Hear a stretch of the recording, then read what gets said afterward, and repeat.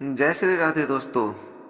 एक बार की बात है प्यारे दोस्तों, कार्तिक मास की द्वितीया के दिन भरद्वाज गोत्र का एक ब्राह्मण एक घाट पर सकुटुंब यमुना स्नान करने आया था। कथा बाँचने के वक्त उसने तुलसीदास जी को देखा और उन पर मन ही मन मुग्ध होकर कुछ दूसरा ही संकल्प करने लगा। उसको अपनी कन्या का विवाह श्री गोस्वामी जी के साथ ही करवाना था। उसने गांव के लोगों से श्री गोस्वामी जी की जाति पाति पूछ ली और अपने घर लौट आया। वह फिर से बैसाख के महीने में दूसरी बार गोस्वामी जी के पास आया। उसने बड़ी ही विनम्रता से तुलसीदास जी से कहा कि आप मेरी कन्या को स्वीकार करें।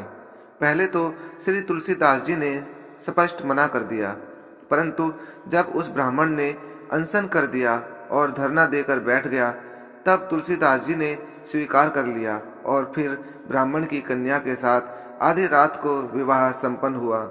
अपनी नवविवाहिता वधू को अपने साथ लेकर श्री तुलसीदास जी अपने ग्राम राजपुर में आ गए।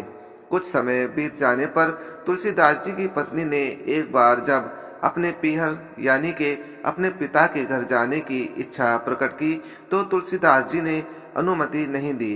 वर्षों बीतने पर एक दिन वह स्वयं ही बिना बताए अपने भाई के साथ मायके चली गई। जब तुलसीदास जी बाहर से आए और उन्हें आस पड़ोस से यह ज्ञात हुआ कि मेरी पत्नी मायके चली गई है, तो वे भी उसी समय पत्नी के मायके की ओर चल पड़े। रात का समय था। रास्ते में एक नदी पड़ती थी जो उस वक्त अपने पूरे उफान पर थी।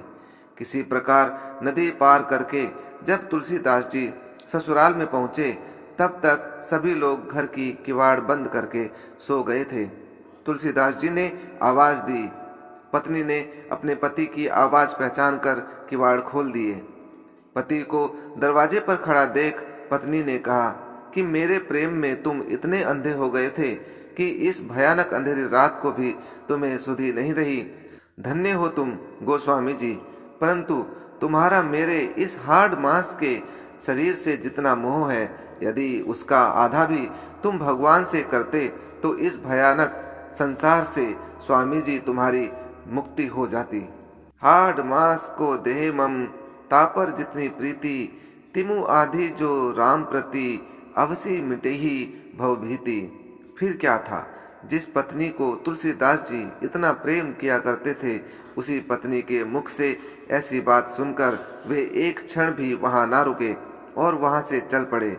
तब उन्हें अपने गुरु के वचन याद हो आए। तुलसीदास जी मन ही मन उसका जप करने लगे।